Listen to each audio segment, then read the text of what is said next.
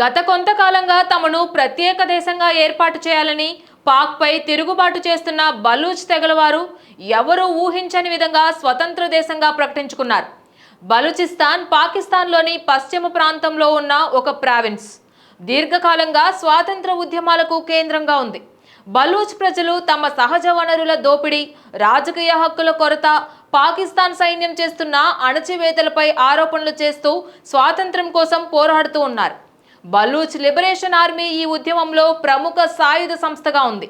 ఇది పాకిస్తాన్ సైన్యం మౌలిక సదుపాయాలపై దాడులు చేస్తూ స్వతంత్ర బలూచిస్తాన్ కోసం పోరాడుతూ ఉంది.